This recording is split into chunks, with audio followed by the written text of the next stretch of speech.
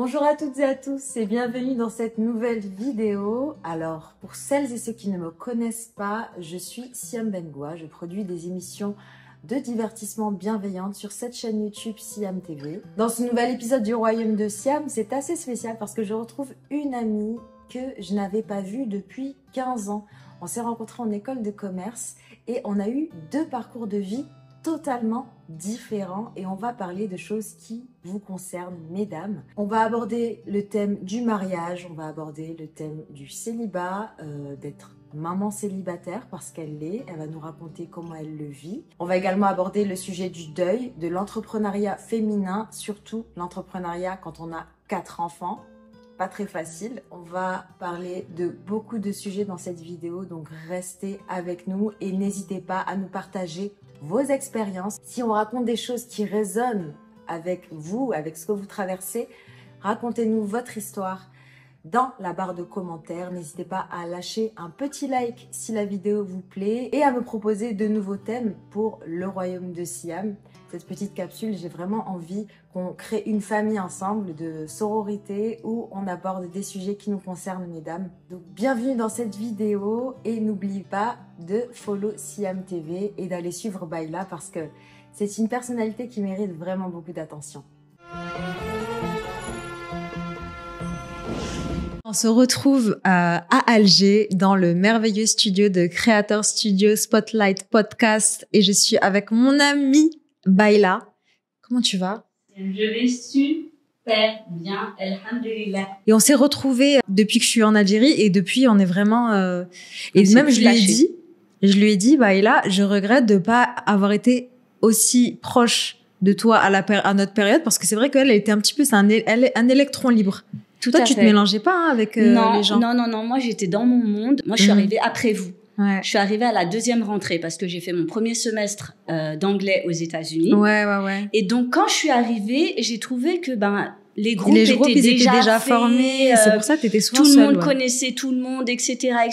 Mais c'est vrai que nous deux, ça avait cliqué. Ouais, nous deux, franchement, ça avait très très bien marché. Ouais. Il y avait une autre fille aussi qui s'appelait Elfat, je sais pas si tu t'en rappelles. Oui, Elfat, je me rappelle, tu étais avec elle, tu traînais avec elle un petit peu. Ouais, je traînais avec elle.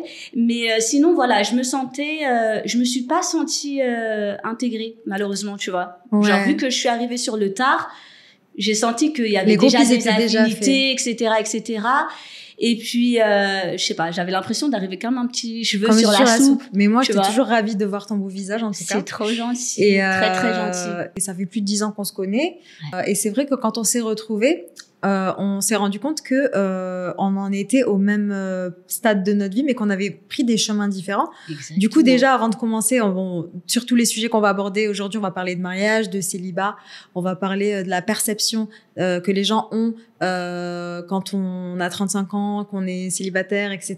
Et aussi, est-ce que le mariage, c'est une notion qui est un peu surcotée compte tenu des circonstances, parce que c'est vrai que quand on dit qu'on est marié, il y a une certaine valorisation sociale qui est implicite, et quand on l'est pas, les gens on voit la peur dans leurs yeux, comme si ils étaient à notre place et que c'était la fin du monde.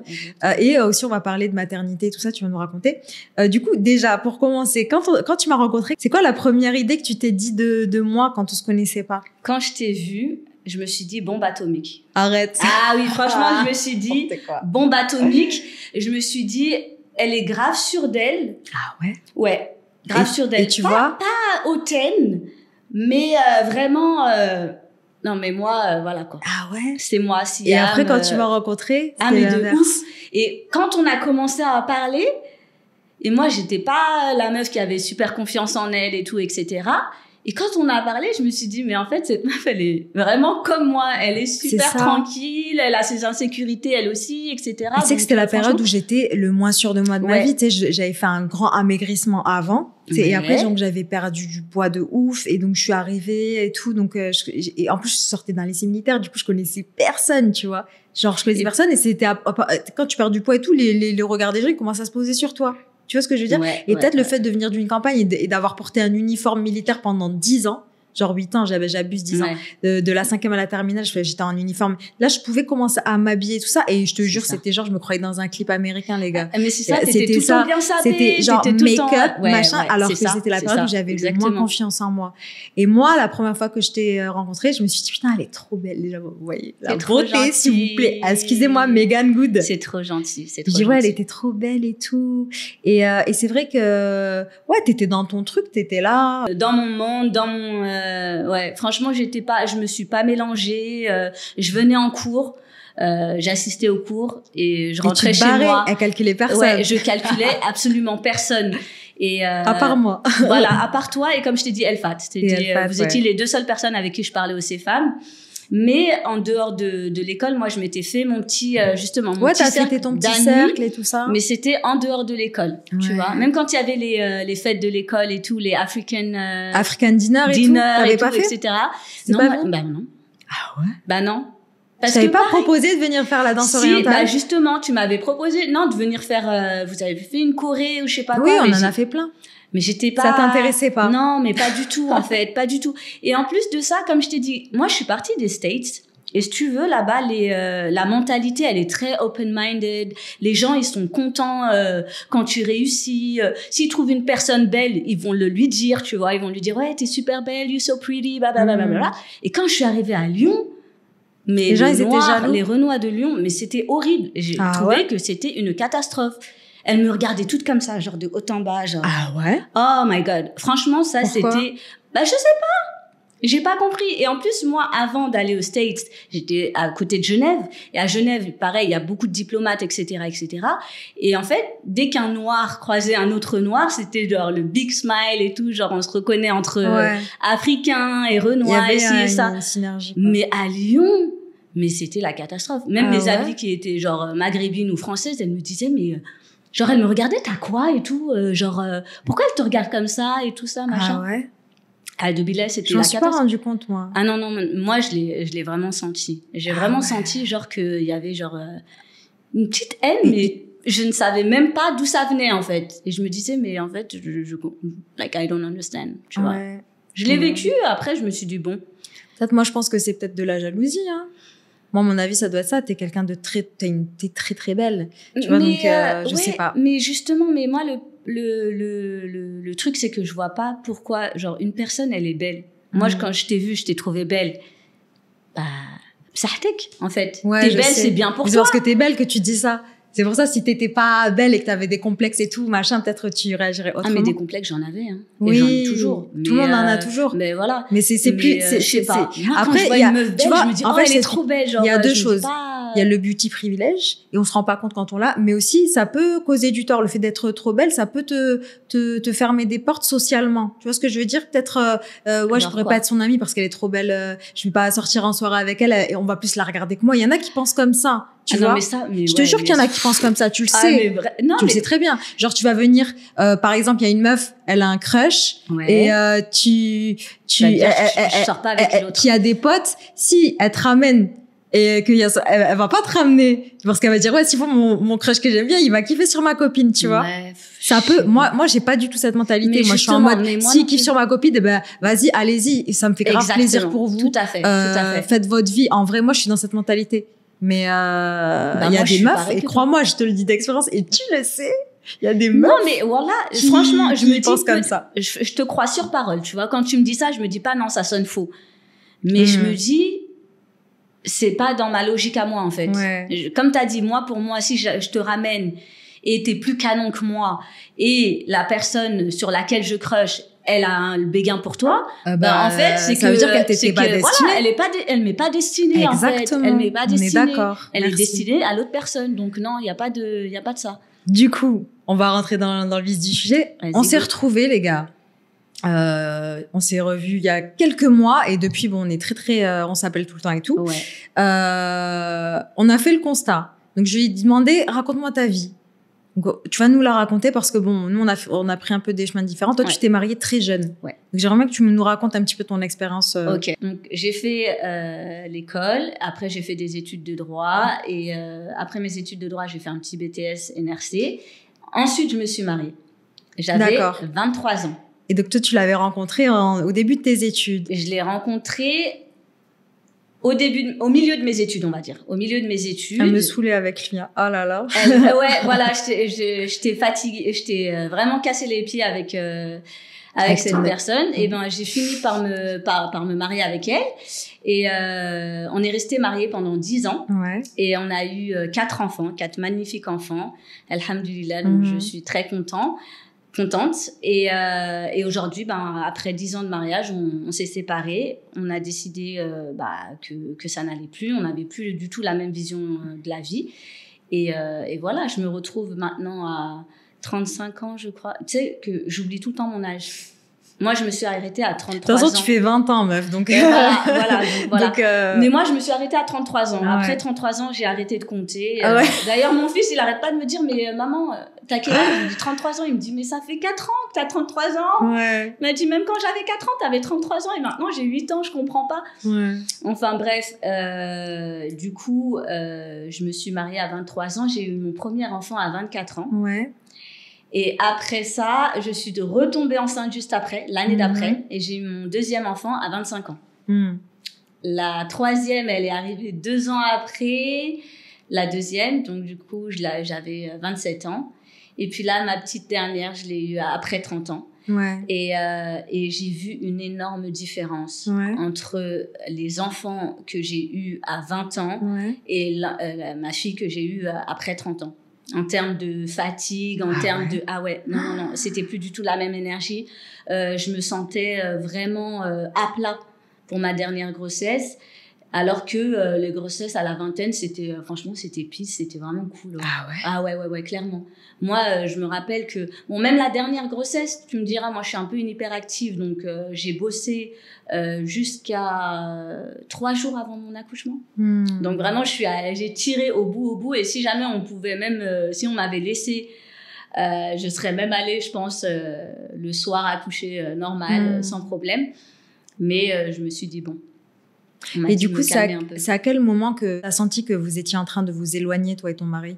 Je pense que juste un peu après le mariage, en fait. Ah ouais? Ouais. Donc, toute la relation, elle était compliquée, alors? En fait, je peux pas dire qu'elle a été compliquée, parce que comme tu le sais, moi, je suis quelqu'un, j'ai besoin de mon espace. Et la personne avec laquelle j'étais mariée aussi. Donc, c'était pas trop conflictuel. Genre, vous êtes éloignés, quoi.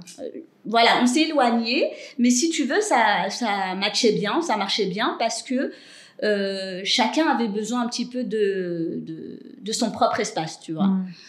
Mais ensuite, bon, après, comme je t'ai dit, vu qu'on n'avait pas la même vision de la vie... Quand les enfants aussi, je pense, ont commencé à grandir, genre on voulait pas leur inculquer la même éducation. Et c'est là que ça a commencé à clasher, à clasher, je pense. Là ça a commencé à clasher. Et bizarrement, lui et moi sommes de la même religion, tu vois, on est tous les deux des musulmans. Mais c'était dans la manière de pratiquer, on avait l'impression qu'on était, mais vraiment, qu'on avait 2 religions différentes. Ouais. Et quand t'as pas la même vision de vie que ton partenaire, là, le mariage, il commence à être fragilisé. Parce que si tu veux, moi, quand je me suis mariée avec lui, c'était clairement my best friend. C'était mon pote, c'était mon frère, il avait un peu ce côté paternel avec moi, genre, c'était un tout, tu vois. Et après, pendant le mariage, vu que nos façons de penser et tout, elles ont commencé à être vraiment différentes, et ben là, ça crée chez l'un comme chez l'autre de l'inconfort et des frustrations, beaucoup de frustrations en fait, tu vois ce que je veux dire. Donc même s'il y avait beaucoup d'amour, beaucoup de respect, etc., ça a créé des frustrations, mais... qui ont mené au divorce. Au dénouement. Voilà, et en plus, toi, quand tu as divorcé, il me semble que tout est arrivé en même temps. Vas-y, raconte. Ouais, alors en fait, moi, j'ai eu une période, subhanallah wa bihamdih, mais je remercie vraiment le bon Dieu. En fait, si tu veux, moi, je suis arrivée en Algérie, ça faisait 5 ans que j'étais en Algérie. Donc, j'ai suivi mon ex-mari aujourd'hui. d'aujourd'hui. Donc, je l'ai suivi et je suis restée 5 ans en Algérie. Pendant les 2-3 premières années, je faisais rien. Je travaillais pas, je restais à la maison avec mes enfants, ils étaient petits. Les 2 premiers, ils avaient 2 ans et 3 ans. Et j'étais enceinte de la 3e. Et en fait, donc je faisais rien, je m'occupais que des enfants, machin. Et ensuite, j'ai voulu faire mon salon de coiffure, chose que j'ai genre toujours rêvé depuis que aussi lointain genre que je me souvienne, genre j'ai toujours rêvé d'avoir mon salon de coiffure. C'était vraiment un truc qui me tenait à cœur. Et donc, mais comme il y avait cette situation, je pouvais pas tout de suite. Donc, quand ils ont grandi un petit peu, ils sont partis à la crèche. Je me suis dit, ça y est, c'est bon, je vais entreprendre. It's time. La dernière, elle est rentrée à la crèche. Je me suis dit, allez, let's go. Donc, j'ai commencé à ouvrir des petits salons, etc., machin, vraiment avec 2 petits postes. Et j'étais pas réseau social, genre. Je connaissais pas du tout. Ouais, réseaux sociaux, j'étais pas du tout dedans. Ouais. Je connaissais que Facebook. Moi, il y avait que Instagram, ça commençait, etc. Mais bon, moi, je connaissais pas du tout. Donc, voilà, j'avais une petite cliente par-ci, par-là. Et après, je me suis mis à fond dedans. J'ai rencontré une personne ici qui se reconnaîtra. Elle s'appelle Halima. C'est un petit bonbon. C'est mon petit bonbon à moi. Et en fait, elle est make-up artiste. Ouais. Et si tu veux, j'étais partie pour être modèle et tout dans son make-up studio. Elle t'a motivée pour faire... Et en fait, je l'ai vue, c'est une meuf de France. Ouais. Elle a des enfants. C'est une Camerounaise, tu vois. Et t'as vu qu'elle arrivait à gérer la vie de maman et working girl. Je me suis dit, elle a 3 enfants. Elle gère super bien son truc. Elle est grave présente sur les réseaux sociaux et tout, machin. Et elle m'a grave donné l'exemple et donné de la force et montré que it's possible aussi, tu vois. Les choses, quand tu les vois de tes propres yeux, tu te dis, ouais. C'est possible. Parce que peut-être que tu avais des pensées limitantes clairement, qui t'empêchaient de te dire, ouais, avec 4 enfants, est-ce que je vais pouvoir gérer un business et tout ça. Donc, t'as monté ton business. Ouais. T'étais enceinte. Ouais, exactement. Et ensuite, je suis repartie en France pour accoucher. Je suis revenue en Algérie. La petite, je l'ai fait garder par une nounou. Tout se passait bien, etc. Et donc là, ça a commencé à prendre. Et après, je suis tombée enceinte de la dernière. Alors là, tu sais, quand je suis tombée enceinte de la dernière, le beauty studio, on va dire que la mayonnaise, elle avait commencé à vraiment bien prendre, tu vois. Genre, j'avais beaucoup de clientes, je travaillais, mais vraiment comme une acharnée, tu vois. Je travaillais 10 heures par jour, vraiment. Et puis quand je travaillais pas, c'était réseaux sociaux. Et t'étais enceinte. Voilà, et j'étais enceinte à ce moment-là. Et donc, tu sais, en tant qu'humain, notre cerveau d'humain, je me dis, mais je suis tombée enceinte à ce moment-là. Mais subhanallah, j'avais envie de travailler, moi, tu vois. Là, ça va être encore un frein et tout ça, machin, à mon évolution professionnelle. Donc, j'ai bossé chez moi. Je me suis dit, je vais bosser de chez moi. Ce sera plus facile pour gérer pour les enfants, etc., machin, le mari, etc. Donc, j'ai commencé à travailler de chez moi. Mais je me posais toujours cette question. Je me disais, Ya Rabbi, comment ça se fait, genre, now? Comment ça se fait, Ya Rabbi, que tu me donnes un enfant maintenant? Mais je savais, au fond de moi, ma foi m'a permis d'avoir toujours... J'ai toujours eu cette croyance au fond de moi que everything happened for a reason et que les plans d'Allah sont les meilleurs. Et ne jamais douter des plans d'Allah. Mais je me demandais pourquoi maintenant quand même. Et là, quelques mois après, j'ai compris pourquoi Allah il m'a fait tomber enceinte parce que j'ai perdu ma mère en fait. Et c'était pendant le Covid. Et moi je devais... Pardon. Bois un verre d'eau ma chérie. Merci.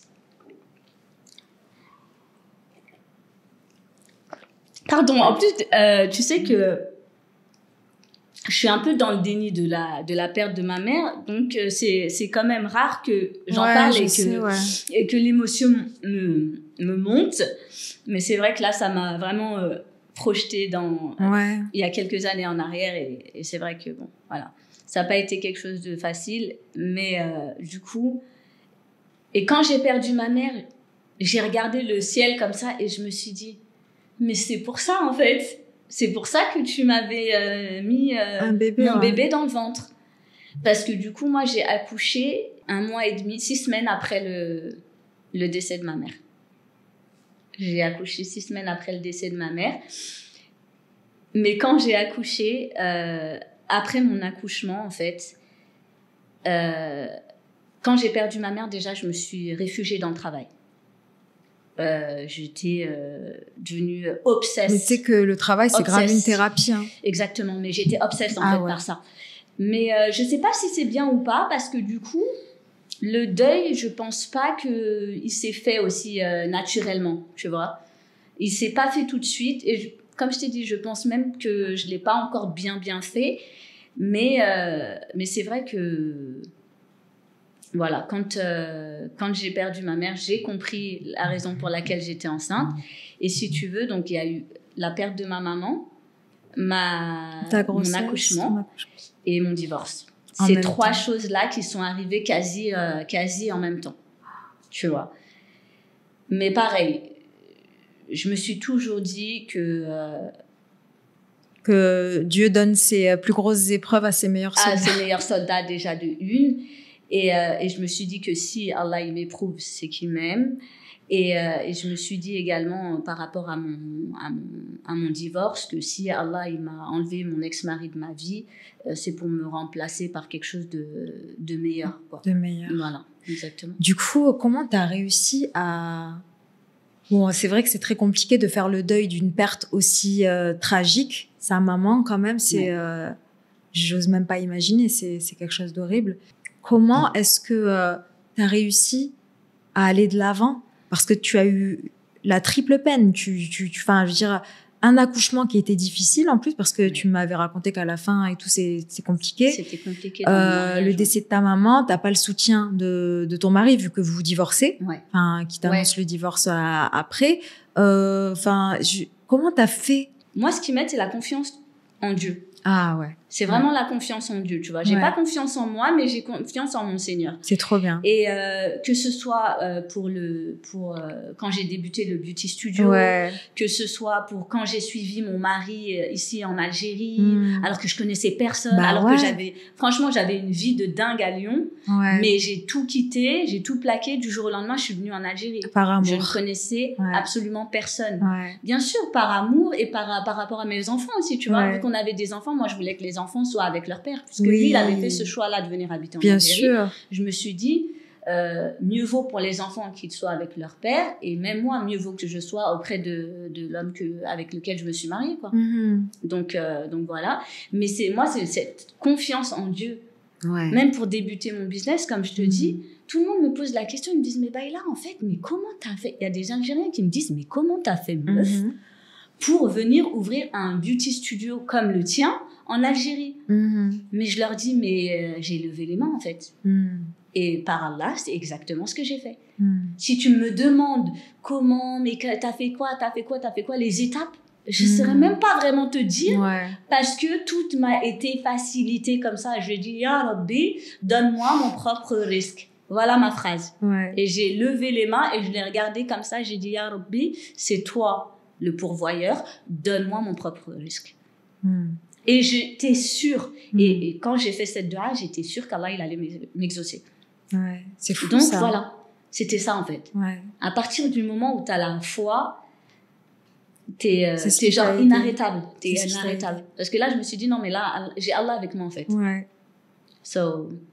je me dis la même chose. Pour maintenant, tu vois, je le dis. En fait, je pense que c'est la foi qui t'a aidé à te reconstruire en tant que femme et en tant que mère. Et surtout quand t'as 4 enfants, c'est ça. Tu gères ça, plus working mom. Tu peux pas te permettre de baisser les bras. Et moi, je me souviens, quand c'est peut-être différent, mais d'un côté, c'est une perte aussi parce que c'est une séparation. Moi, quand je voyais ma maman, j'ai perdu mon papa quand j'étais petite, qui était toute seule, qui avait 3 filles et qu'il fallait qu'elle taffe et qu'elle assure. Après, t'es en mode automatisme, tu vois. T'es là, t'as pas le temps d'avoir la dépression limite, entre guillemets, mais même si au fond de toi, tout ce qui t'a aidé, c'est ta foi. Moi, le truc qui m'a aidé aussi, c'est en plus de la religion, c'est ce que ma mère m'a laissé comme conseil. avant de partir, elle me disait toujours, ma fille, même si ton mari, c'est un multimillionnaire, elle me dit, il faut toujours que tu aies ton propre argent. Elle m'a dit, même si c'est le président des USA, elle m'a dit, je veux rien savoir. Toujours un minimum d'argent pour toi et un minimum d'indépendance. Et ça, elle y tenait vachement. Parce que elle, si tu veux, ça a été une maman au foyer. Elle l'a pas mal vécu, tu vois, mais elle voulait pas ça pour moi. La vie qu'elle a eue, elle la voulait pas pour sa fille. Et donc, elle m'a vraiment conseillé fortement, très fortement, à avoir mon indépendance, tu vois. Donc, quand elle est décédée aussi, pourquoi je me suis mis à fond dans le travail, je pense aussi qu'inconsciemment, c'était pour me dire, ouais, elle est partie, mais je vais pas la décevoir, ou tu vois ce que je veux dire, ou je vais respecter ce qu'elle m'aura donné comme conseil, ou tu vois ce que je veux dire. Je me suis dit, maintenant que je peux plus la voir, je peux au moins respecter sa mémoire en faisant et en appliquant les choses qu'elle m'a laissées. Enseigné. Voilà, exactement. Du coup, avec du recul et en rétrospective avec tout ce que tu as vécu, est-ce que tu penses que bon, après, il y a deux écoles. Toi, c'est vrai que tu t'es mariée jeune, tu as eu des enfants jeunes et tout ça. Maintenant, tu te retrouves à 35 ans, célibataire, avec 4 enfants. Comment les gens, quand tu leur dis ça, quelle est leur réaction et Bah alors franchement, il y a ceux qui me croient pas. Ah ouais. Il y en a quand je leur dis je suis mariée, je suis divorcée, j'ai 35 ans, j'ai 4 enfants, ils me disent ouais, c'est ça, ouais. Genre elle s'invente. Ouais, non, il y en a vraiment qui me disent que débat. Ah ouais. Ouais.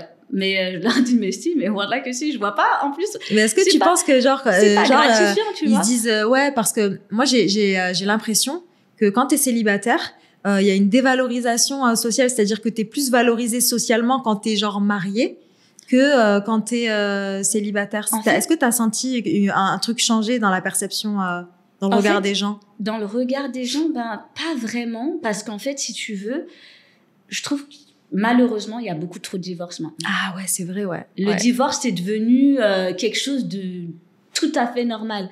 Avant, à notre époque, même moi, je me rappelle quand j'étais à l'école, il y avait peut-être dans toute l'école, il y avait une enfant avec des parents divorcés. Tu vois, dans toute l'école. Et maintenant, même moi, je suis en Algérie et tout, mais maintenant, c'est banalisé. C'est un couple sur 2 ou un couple sur 3 ou je sais pas combien, mais les statistiques, je les connais pas. Mais je sais que c'est abusé. Le nombre de personnes qui sont divorcées autour de moi, le nombre, il est tellement élevé que non, les gens, ça les choque plus comme ça pouvait les choquer avant. Par contre, les gens, ils prennent en pitié. Ah ouais, c'est ça. Les gens ils sont là, oh, miskina. Mais je leur dis, mais non, mais pas miskina, alhamdoulilah, tu vois, je vais bien, alhamdoulilah. Ouais, c'est ça. Franchement, je regrette pas de m'être mariée jeune, parce que ça a été une expérience, parce que voilà, ça m'a appris sur moi, tu vois. Et puis comme je t'ai dit, moi, mes grossesses à 20 ans, tu les as mieux vécues que celles de 30 ans. Alors que ma grossesse après 30 ans, c'était franchement très difficile pour moi, en tout cas. Donc c'est un point positif sur les grossesses. Voilà, mais sinon, je sais pas, j'ai l'impression que, après tu me dis si d'accord avec moi, que à 20 ans, on sélectionne pas de la même façon nos partenaires, tu vois, c'est-à-dire on est nia, tu vois, on est vraiment en mode d'un côté c'est bien parce qu'au moins t'as pas de bagage émotionnel très gros, tu vois, et tu peux pas aussi avoir peur, t'as moins peur en fait de t'engager quand t'as 20 ans que quand t'en as 30 ans. Et quand t'as 30 ans, t'as ta routine, t'as tes habitudes, tu idéalises une chose. Et j'ai l'impression que, bon, après, je parle en général, je fais pas du cas par cas. Quand on a 30 ans, on sait ce qu'on veut, tu vois. Et des fois, ça peut nous porter préjudice parce que des fois, on voit pas des perles rares parce que, on a vu tel ou tel red flag et on s'empêche d'essayer de vivre quelque chose par peur de l'échec parce qu'on a déjà connu des échecs, tu vois. Exactement. Mais d'un côté, à 30 ans, on a une stabilité financière. Stabilité émotionnelle aussi. Ça, c'est très important. Tu vois. À 20 ans, tu vas t'emporter pour un oui, pour un non, t'es pas content, t'es capricieux, t'es ci, t'es ça. Ouais. À 30 ans, tu prends un peu de maturité, tu prends un peu de plomb, genre, ça c'est ok, c'est pas grave, genre ça passe, tu vois ce que je veux dire, tu vas pas t'arrêter à chaque défaut, chaque machin, tu vois, t'es beaucoup plus posé et du coup comme tu as dit, moi, ça dépend. C'est vraiment au cas par cas, je pense. Parce que si la personne, elle a 20 ans, il y a des personnes qui ont 20 ans qui sont très matures et qui se connaissent. Ouais. Qui se connaissent. Moi, c'était pas le cas. Moi, à 20 ans, je me connaissais pas. Je me connaissais pas du tout. Même, je pense que là, je commence tout juste à là, connaître on apprend à se connaître, tu vois, à savoir qui je suis. C'est vrai. Mais à 20 ans, non. Je savais pas du tout qui j'étais, ce que je voulais, tu vois ce que je veux dire. Ouais, moi non plus. Moi, t'as vu, j'avais l'ambition de vouloir faire de grandes études, d'aller loin, etc. Après, je suis revenue et tout. Et c'est vrai que moi, en fait, ce qui m'a freinée vis-à-vis des relations, c'est le décès de ma sœur. Quand j'ai perdu ma sœur aussi, là, je te rejoins aussi par rapport à ta maman, parce que bon, toute douleur n'est pas comparable, bien sûr, mais moi, ma sœur, c'est ma sœur. Toi, ta maman, c'est ta maman. Et quand on a une perte comme ça et que la personne, elle nous soutient pas, c'est trop dur, je te jure. Et moi, en fait, si tu veux, quand j'ai perdu ma sœur, j'étais très amoureuse d'un garçon et tout. Ouais. Et je te jure, cette personne-là n'a pas été là pour moi. Et ça, tu vois, quand tu m'as raconté ton histoire, ça a fait écho. Waouh, je me suis dit, putain, t'as vécu. Et toi, encore pire, parce que t'étais maman et t'étais enceinte. En plus, t'avais tes quatre enfants, et en plus tu perds ta mère, et la personne, genre, tu dois faire un divorce, et que genre, elle est pas là pour toi. Et moi, ça m'a grave refroidi. Pendant des années, j'ai pas fait de date. C'est-à-dire, genre, j'ai perdu ma sœur, j'avais 22 ans. Ouais, c'était jeune. Et je crois, la prochaine relation que j'ai eue, je devais avoir, je crois, 26, 27 ans. La première relation. Donc ça t'a mis 4 ans à t'en remettre, quoi. J'ai mis 4 ans à m'en remettre parce que j'avais plus confiance. J'ai commencé moi, j'aime quelqu'un, et genre, j'aurais pu faire n'importe quoi, lui donner ma vie, même pour cette personne. Vraiment, je l'aimais d'une nia. Je voyais pas les trucs négatifs. Et cette personne-là, même pas, elle me fait ses condoléances, même pas elle est là pour moi, même pas. C'était très très violent pour moi. Du coup, moi, j'ai pris le truc radicalement opposé. Et je pense que c'est ça aussi qui m'a affectée. Mais vous étiez vraiment en couple avec cette personne-là? En fait, moi, j'étais dans ma tête, toute seule dans ma tête. Je crois que j'étais en couple avec cette personne-là. Non, parce que si lui, il devait faire ça live, c'est pas possible. Non, mais oui. Franchement, c'est pas possible. Mais bon, tu sais, quand t'as 22 ans aussi, tu tolères des choses que tu tolères pas quand t'as 30 ans. Tu vois ce que je veux dire? Moi, à l'heure qu'il est aujourd'hui, une relation comme ça je jette à la poubelle, ça m'intéresse pas. C'est ça, exactement. Mais quand t'as 20 ans et que t'es là, tu crois vraiment, oui, tu dis, tu donnes des excuses à tout le monde, même si la personne ne te traite pas comme tu voulais. Et le fait de voir tous ses amis être là pour moi, m'envoyer des messages, etc., de condoléances, et que lui, juste avant, on s'était disputé. Il l'a appris de ses amis, du coup, sur les réseaux, enfin, sur Facebook, je sais plus. Et que, genre, il a mis 2 semaines avant de me faire ses condoléances. Dinguerie, quoi. Enfin, moi, je sais pas, tu perds quelqu'un de ta famille, je viens, je me déplace, etc., tu vois. Non, c'était très violent. Et du coup, ça m'a refroidi dans mes relations. Et voilà où j'en suis aujourd'hui, tu vois. Genre, j'ai beaucoup... J'ai du mal à faire confiance, j'ai du mal mais après, j'ai fait beaucoup de travail sur moi. C'est-à-dire, maintenant, je suis très open, dans le sens où je me dis, chaque expérience est unique, et t'apprendras des leçons. Exactement. Tu vois ce que je veux dire? Je vais pas être bitter. Si ça se termine mal avec une personne, je vais pas dire vas-y, je vais lui mettre tous les reproches sur cette personne. Je vais juste être reconnaissante des bons moments qu'on a passés ensemble, et je la laisserai partir. Exactement. Tu vois? Exactement. Et juste pour trouver la paix. Exactement. Du coup, moi, je voulais te poser cette question. Maintenant que tu es célibataire, est-ce que tu es plus en paix maintenant, ou ou quand t'étais dans ta fin de relation, forcément, maintenant je suis beaucoup plus en paix, parce que en fait, si tu veux, après mon divorce, j'ai été un petit peu, comme je t'ai dit, chamboulée par t'as eu trop de trucs d'un coup. J'étais avec un petit enfant, je divorçais d'une personne que j'avais connue depuis, ça faisait 15 ans qu'on se connaissait, mariée pendant 10 ans, etc., etc. La perte de ma maman. Et en fait, si tu veux, je me suis dit, c'est 2 êtres chers que j'ai perdus vraiment en même temps. Quasi en même temps, tu vois. Et ça a été violent un petit peu. Et donc, du coup, il y a la foi, mais c'est vrai que t'as toujours ces petits moments où tu dis, où t'es un peu perdu, en fait. T'es un peu perdu. Et en fait, moi, comme je me suis mariée jeune, c'est ça, je voulais revenir sur ça, Siem, c'est sur le fait de se marier jeune. Ça a du bon, comme ça peut avoir... tout dépend de la personne, mais du moins bon, on va dire, dans le sens où moi, quand je me suis mariée, je ne me connaissais pas. Ce qui fait que je me suis construite un petit peu dans mon mariage. Ce qui fait que quand j'ai divorcé, quand j'ai perdu mon mari, c'est comme si j'avais perdu une partie de toi. Une partie de moi, en fait, half of me, tu vois, parce que je me suis construite avec lui, avec ce qu'il me disait, avec nos échanges, avec ses mots, avec, tu vois. Et quand on a grandi ensemble. Moi, quand je l'ai connu, j'avais 19 ans. Tu vois ce que je veux dire? J'ai divorcé, j'en avais 34. Donc, voilà. C'était vraiment a part of me that was gone. Et en fait, j'avais l'impression d'être half a person, en fait. J'avais vraiment l'impression d'être une moitié de personne qui déambulait vers l'inconnu. Voilà, c'est ça. Et du coup, comme je te disais, j'avais rencontré, alhamdoulilah, Rabbi fait toujours bien les choses, une personne qui a toujours été là pour moi, et qu'Allah la récompense, elle se reconnaîtra, ma petite Halima.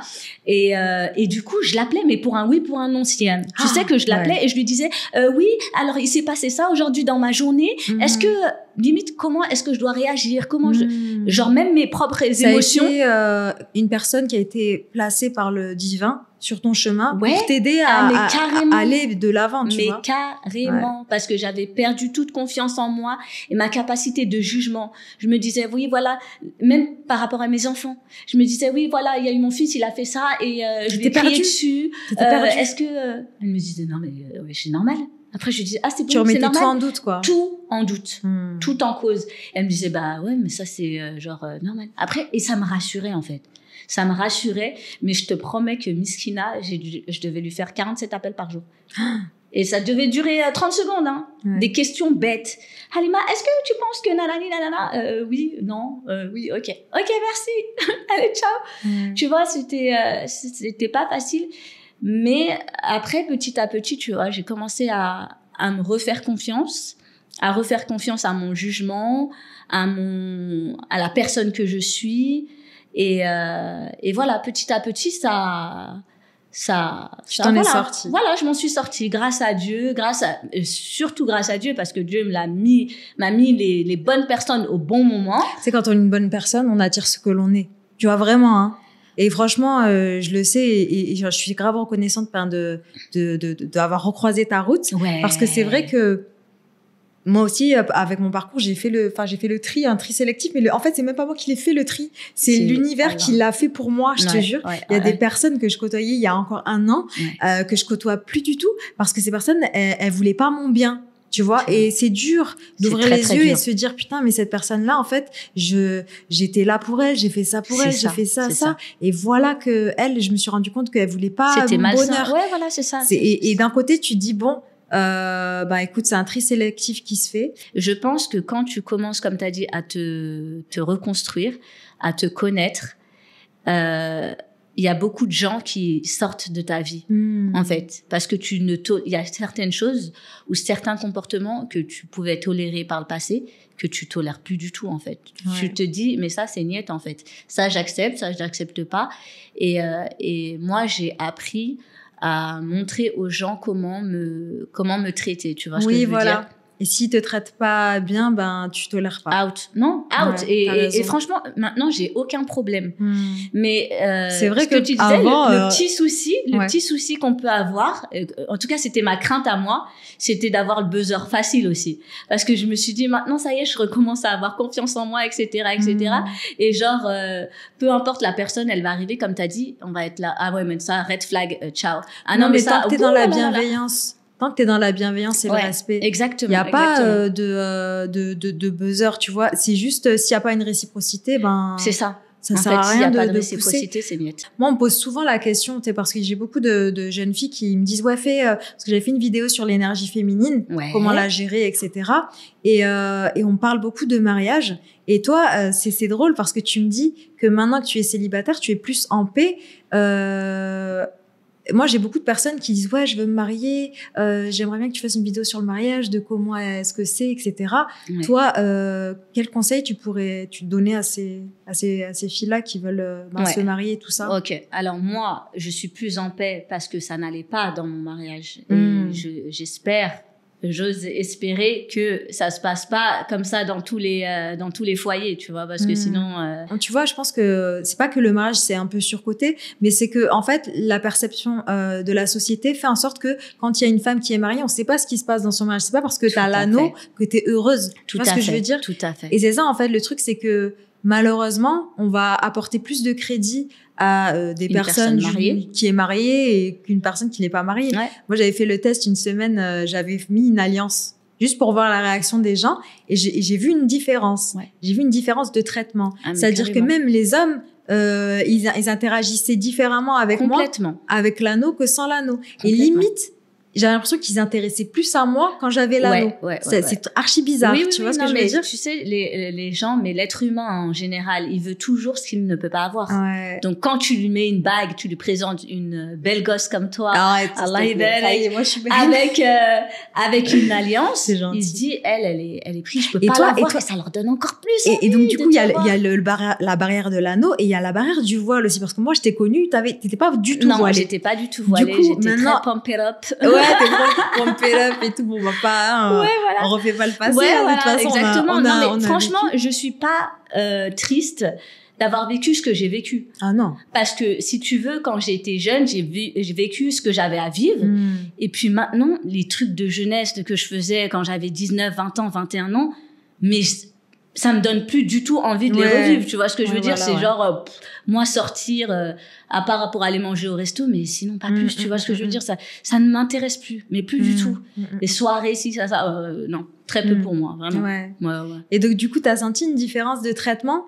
Avant et après, et là je te parle surtout en France, parce qu'en Algérie tu vas me dire la différence. Ok. Alors, avant et maintenant que t'es voilée, t'as pas l'impression que les gens ils te respectent plus? Mais en France, de fou malade. Ouais. En France, franchement, quand j'ai mis le voile, j'avais je te parle de nos communautés, je te parle pas forcément des racistes, genre dans le métro qui te regardent comme ça parce que t'es voilée. Après, bon, il y en a certains qui pensent même que je suis pas voilée du fait qu'on voit mon cou. Donc ça, après, c'est un autre débat. Mais du coup, moi, en France, avec mon voile, j'ai jamais eu de problème de racisme. Ça, c'est de une. De deux, avec les gens de nos communautés. Alors, je me rappelle une fois, il y avait une amie à moi qui était venue me voir sur Lyon. Ouais. Et je venais tout juste de mettre le voile. Et on est parti à la Part-Dieu. Et quand on est parti de la Part-Dieu, quand on est sorti du centre commercial, elle me dit « Ah non, mais moi, je crois que je vais mettre le voile. » Parce qu'il y avait plusieurs personnes qui étaient venues me voir. « Allah ibarak, t'es trop belle, oh, trop charmante, oh, machallah, et tout, machin. » Elle m'a dit non mais moi demain je mets le voile. Ah ouais. Elle t'avais plus d'attention positive. Bah j'avais de l'attention positive, c'était propre. Tu vois, c'était plus tu vois, c'était plus ça, c'était plus des bruits bizarres, tu vois, parce que avant que je mette le voile, c'était plus maman. Ouais. Ça c'est Lyon, les gens qui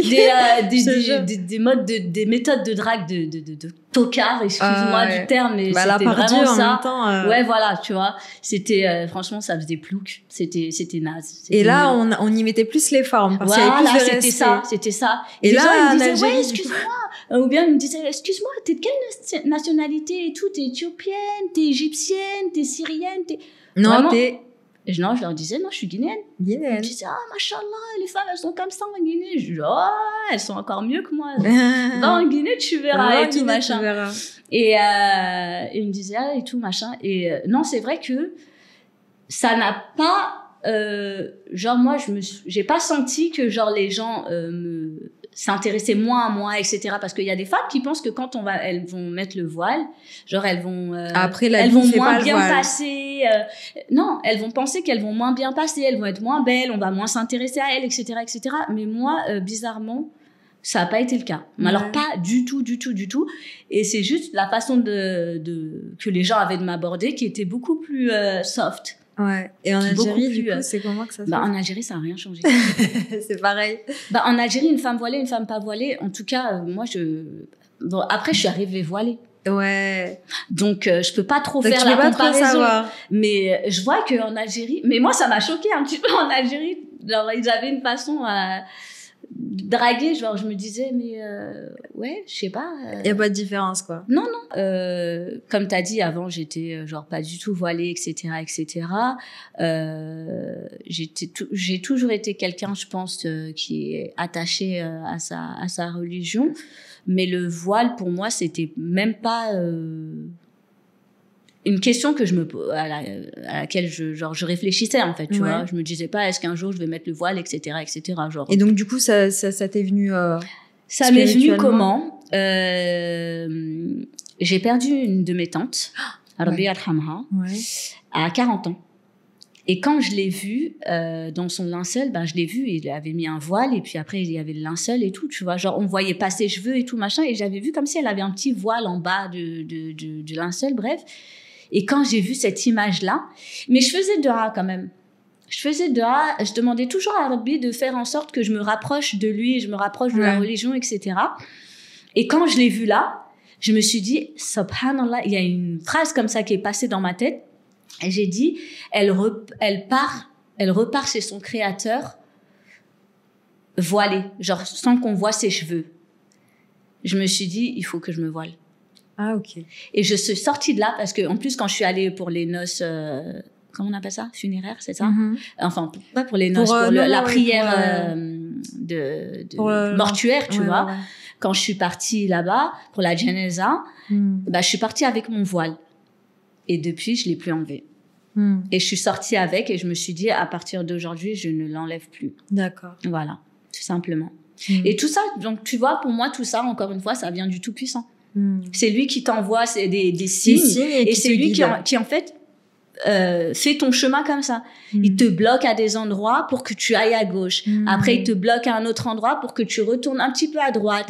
Et puis là, tu montes. Et puis là, tu descends. Et puis là, tu vois, tout, en fait, on est guidé par Allah, en fait. Faut pas avoir trop peur, moi, je pense, dans la vie. Faut pas trop être anxieuse. Ouais. Moi, j'étais quelqu'un d'extrêmement anxieuse.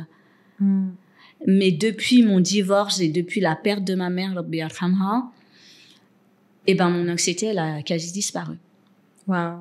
Bah oui, parce que maintenant, tu te dis, mais en fait, everything is in control. T'as pas à paniquer, en fait, parce que t'as le Tout-Puissant, le Seigneur des mondes qui est là pour te guider. Et c'est exactement là où tu vas aller. Donc, don't worry, chill. Et donc, du coup, j'aimerais bien que tu me parles un petit peu de ta vie d'expatrié en Algérie. Raconte-nous, parce que c'est vrai que là, il y a un mouvement. Tu vois, il y a beaucoup de gens d'origine maghrébine qui retournent dans leur pays d'origine pour refaire, parce que c'est vrai qu'en France, il y a un climat qui est anxiogène, dans les extrêmes de plus en plus, et c'est assez difficile d'accepter ça en tant que enfant d'immigrés, et ça, c'est pesant pour la plupart d'entre nous. Ouais. Raconte-nous ton expérience justement. Alors c'est vrai que tu avais fait une petite capsule. Tu avais dit je vis ma best life à Alger. Et mais c'est le cas. C'est le cas. Je vis ma best life à Alger. Sérieux, je m'attendais pas à avoir cette vie-là ici, parce que franchement, moi, je conseille tout le monde qui peut quitter la France pour aller dans d'autres pays du Maghreb ou autres, de le faire. Parce que moi, perso, quand je retourne en France, je vais à Ikea, à Sephora, et après, j'ai qu'une envie, c'est de revenir en Algérie. Parce qu'il y a absolument tout ici. Pour moi, il y a tout sauf Ikea et Sephora. Voilà. C'est les seuls deux trucs. Non, mais vraiment, s'il y a un Ikea et un Sephora qui arrivent, mais tu me verras plus mettre les pieds en France. Ce sera terminado, finito. Mais c'est fini. Ouais. Je sais pas, moi, j'ai l'impression que la France, elle est en déclin. Quand j'y retourne, il y a une ambiance, mais c'est lourd, en fait. Je sais pas, j'ai l'impression que les gens, ils sont tous en dépression. Le climat, il est bizarre. Les gens, je les trouve tous bizarres. En Algérie, les gens, tu les vois, même s'ils ont pas tout ce qu'ils aimeraient avoir, ils ont du peps, ils sont heureux, ils sont gentils, ils sont foncièrement gentils, tu vois ce que je veux dire. Après, moi, il y a beaucoup de gens qui me disent, ouais, mais toi, c'est parce que t'es une étrangère qui te traite comme ça, etc. Je dis, ça, je peux pas le juger. Moi, je dis juste de mon point de vue. Ce que je vis ici, pour moi, c'est le top du top. Franchement, moi, j'ai préféré l'Algérie aux États-Unis. Hein. Ah, mais largement. Largement. Les gens, ils sont humains. Franchement, ils sont gentils, ils sont polis, c'est vraiment dans l'entraide. Ils sont dans l'entraide, ils sont, en tout cas, je parle pour moi. Encore une fois, je parle pour moi. Je vais pas généraliser et tout. Il y en a qui me disent, oui, mais toi, tu connais pas ta. Moi, je parle de ce que je vois au quotidien. Ça fait déjà 7 ans que je suis là, bientôt 8 ans. Moi, de ce que je vois, c'est très bien. C'est développé. Il y a tout ce qu'il faut pour les enfants. Franchement, nickel. Voilà, et dernier petit sujet, la maternité. Donc, parle-nous de ta vie de maman et tout ça. Et est-ce que tu penses que les femmes, elles ont plus de pression sociale en ce qui concerne avoir des enfants? En fait, moi, je pense que en étant mariée, quand tu as des enfants et que tu travailles, des fois, c'est un peu on dirait que t'as pas le droit à l'erreur à la maison. Tu vois ce que je veux dire? Ah, ouais. Ouais. Ça, je pense que, genre, si jamais t'es une femme et que c'est toi, de ton propre chef, genre, qui veut travailler, t'as intérêt que chez toi, genre, ce soit carré. Faut qu'il y ait le manger, faut que les enfants, ils soient nickels, faut que ta maison, elle soit nickel. C'est une grosse pression, hein. Ouais, c'est une grosse pression. Franchement, ça, c'est une grosse pression. Sinon, on va pas te louper, hein. Que ce soit ta famille à toi, que ce soit la famille de ta belle famille, que ce soit les gens autour, même les femmes autour, tu vois ce que je veux dire? C'est en mode ouais, mais genre elle travaille mais elle délaisse ses enfants, ça va être tu vois ce que je veux dire? T'as pas intérêt à arriver en retard à l'école, tu vois? C'est vraiment, faut que tout soit carré. Il y a une pression, hein. Franchement, moi je ressens qu'il y a une grosse pression quand t'es maman. Mais en fait, quand t'es maman, t'as une pression parce que quand t'es une maman et que tu restes aussi à la maison, les gens, ils vont se dire quoi aussi? Si tes enfants, ils sont pas habillés correctement, ou bien si ta maison, elle est pas tirée à 4 épingles, ou etc., si ta bouffe, elle est vite fait, pareil, on va te critiquer, on va dire, mais celle-là, je comprends pas, elle fait rien de ses journées, elle est à la maison, alors que pas du tout. Comment tu l'expliques, là, cette pression sur les femmes? J'ai pas l'impression que les hommes, ils aiment par la pression. Mais rien à voir. Je te le dis, si jamais ton gosse, il a un truc, je t'ai dit, il a pas ses ongles qui sont coupés ou quoi que ce soit, c'est vers toi qu'on va se tourner, hein. Le papa, normal. Le papa, ça va être limite, lui, on va lui dire, miskin, sa femme à lui, tu vois ce que je veux dire? Trop, Ah non, c'est abusé. Ah, les hommes, ils ont pas du tout cette pression-là par rapport aux enfants. Niet. Si quelque chose, quand ça va, c'est souvent grâce au papa. Et quand ça va pas, c'est à cause de la maman. Mais quand ça va pas, c'est à cause de la maman. Ouais. Mais ça, c'est un truc, franchement, les mentalités, elles devraient changer parce que, voilà, dans un couple, voilà, c'est les deux, normalement, qui doivent contribuer à l'éducation, à la propreté, à tout, tu vois, de l'enfant, en tout cas. Voilà. Vas-y, moi, j'ai fini avec mes questions, mais vas-y. Moi, j'ai des questions pour toi. Ah ouais, ok. Ouais, j'ai des questions. Genre... le petit bonus final, les Voilà, amis. Exactement. Toi, donc, t'as 35 ans. Ouais, 36. 36 ans. Arrêtez-moi, allez, 33. J'ai 33 ans. T'as un peu plus de 30 ans, on va dire. Voilà. Tu es dans la trentaine, Siem. Ouais. Tu n'as jamais été mariée. Ouais, non. Que tu dois avoir des cas comme moi autour de toi. Est-ce que ça te fait peur? Quelle est ta perception du mariage? Alors moi, quand je vois quand ça termine en divorce, je le prends pas comme un échec, tu vois. Je me dis c'est ce qu'elle a dû vivre avec la personne, et de cette union, il y a eu des enfants magnifiques, et ça devait se passer comme ça s'est passé. Et comme tu dis, everything happens for a reason, tu vois. Et au contraire, ça me démoralise pas, parce que je me dis tu vois, chaque histoire doit être telle qu'elle est, et il faut pas partir avec des ressentiments, faut partir avec le sourire et la gratitude de ce qui a été, même si tu dois tourner une page. Je suis pas craintive à ce niveau-là. Moi, je suis assez en paix avec ça. Je sais que je vais me marier, je sais que tout va arriver, et je sais que si ça a mis un peu plus de temps, parce qu'en fait, il y a l'horloge, tu vois.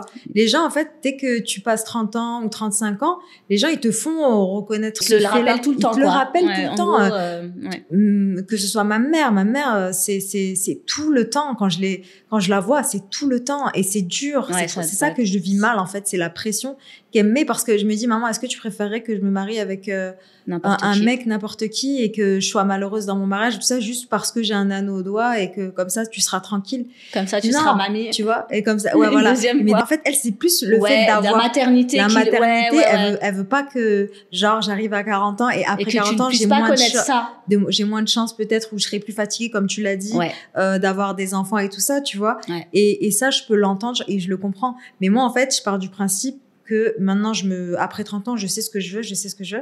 Et la personne. Et qu'est-ce que tu veux, justement? Vas-y, dis-nous tout. C'est quoi tes critères? C'est quoi tes critères, justement, chez un futur potentiel mari? Qui me donne la paix. En premier, qui me donne la paix. C'est très beau ce que tu dis, parce que tu sais, dans le pas que genre Coran, lui c'est dit que ça. En fait, Allah, il a créé la femme pour l'homme pour qu'il puisse vivre en paix. Et c'est exactement ça. Ce que tu dis, c'est vraiment. En fait, je veux avoir la paix, je veux lui donner la paix, je veux qu'on s'entraide, qu'on se tire vers le haut et qu'il ait la capacité de lire en moi comme dans un livre ouvert, tu vois. C'est-à-dire que j'ai pas envie de lui cacher des choses, j'ai pas envie qu'il m'en cache. Ouais. Et je veux qu'il ait, tu vois, je sais pas comment t'expliquer. Est-ce que tu peux être transparente avec un homme à l'heure actuelle? Oui. Vu que on en a parlé tout à l'heure. On sait qu'à un certain âge, comme tu l'as dit tout à l'heure, et avec une certaine expérience, c'est plus difficile de faire confiance. C'est plus difficile d'être transparent parce que, en fait, tu te dis toujours. Moi, tu gardes toujours, tu vois, genre. Moi, je suis très transparente. Moi, je dis. Même dans mes relations amicales, je vois pas, je n'ai aucun intérêt à mentir. Je suis pas une menteuse et je préfère au moins être fixée. Tu vois, moi, je dis comme quand t'as une notice, tu achètes un meuble, t'as une notice, c'est comme ça qu'on a. Si tu dis pas ta notice. À la personne, elle saura pas comment communiquer avec toi, elle saura pas comment interagir avec toi et comment t'apporter la paix et t'aimer à ta façon. Tu sais, il y a les 5 langages de l'amour. Mais c'est ça en fait. C'est genre si tu lui expliques pas comment toi tu fonctionnes, il va pas savoir. Et toi, t'es dans quoi? Interagir avec toi. Money ou quoi? Ah, pas du tout. Non, mais tu me connais. Tu sais très bien. Moi, je sais très bien. Moi, je suis pas du tout matérialiste. Ouais. Je suis pas une personne opportuniste. Moi, c'est vraiment, si t'es connecté avec la personne, c'est vraiment ça. C'est très spirituel, très feeling et très, on parle d'âme à âme. Tu vois, c'est-à-dire que nos corps, ils existent même plus. C'est-à-dire que si j'arrive à percevoir la bonté de ton âme, quelles que soient les circonstances, et tu le sais très bien que les circonstances des fois c'est pas les meilleures. Si j'arrive à percevoir la bonté de ton âme, quelles que soient les circonstances, toi et moi, c'est ton pied, mon pied, on marchera toujours ensemble. C'est trop tu vois. Et si demain ça s'arrête, tant pis. Je serai reconnaissante de tout ce qu'on a vécu et ce qu'on a traversé ensemble. Et si ça doit continuer, c'est que t'es l'homme de ma vie, viens, vas-y, épouse-moi direct là. J'attends plus. Mais que du positif dans tous les cas, tu sais. C'est ça. C'est ça, exactement. Merci d'avoir répondu à mes questions. Les filles, j'espère que ça vous a pris. J'espère que ça vous a plu cet échange. Merci Baïla. Avec grand plaisir. Allez la suivre, elle a un super salon esthétique et puis bon là, elle va faire plus de vidéos parce que c'est une fille qui est très intelligente et qui non seulement passe bien à l'écran, qui est très belle, machallah. Thank you. Mais c'est une fille qui est un grand homme, surtout elle a vécu des trucs de dingue. Allez la suivre.